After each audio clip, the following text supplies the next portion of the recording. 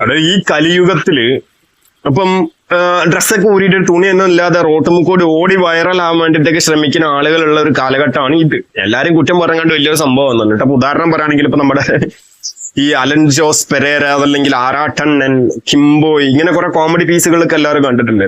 അതും ഇതുപോലൊക്കെ തന്നെ എന്തെങ്കിലുമൊക്കെ കാണിച്ചു കൂട്ടി നാലാൾക്കാർ അറിയട്ടെ എന്നുള്ള രീതിയിൽ ചെയ്യുന്ന കാര്യങ്ങളാണ്.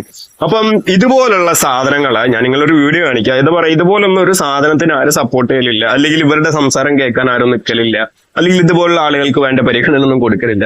അപ്പൊ ഈ ബ്രോ ചെയ്യുന്ന വീഡിയോ ജസ്റ്റ് ഒന്ന് കണ്ടോ. ഇതൊരു വലിയ സംഭവമാണെന്നൊന്നും ഞാൻ പറയുന്നില്ല, പക്ഷെ എന്നാലും ഇതൊക്കെ വലിയൊരു സംഭവം തന്നെയാണ്. എന്തെങ്കിലുമൊക്കെ കാണിച്ചു കൂട്ടിങ്ങാണ്ട് ഇത്തിരി ഫെയിമൊക്കെ ഉണ്ടാക്കിയെടുക്കാന്നൊക്കെ വിചാരിച്ചെടുക്കുന്ന ആളുകളെ സംബന്ധിച്ചിടത്തോളം പറയാനുള്ളത് ഇത് ഭയങ്കര സംഭവമാണ്.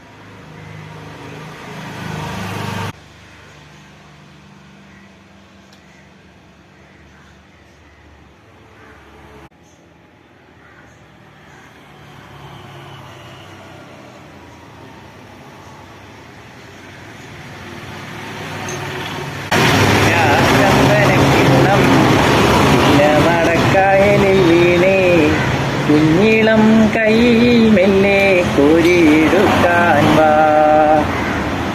മുണ്ടകൻ കൊയ്ത്തു കഴിഞ്ഞ് അലക്കിളിപ്പോകും നേരം മഞ്ഞണിത്തൂവൽ കൊണ്ടൊരു കൂടൊരുക്കാൻ വാ.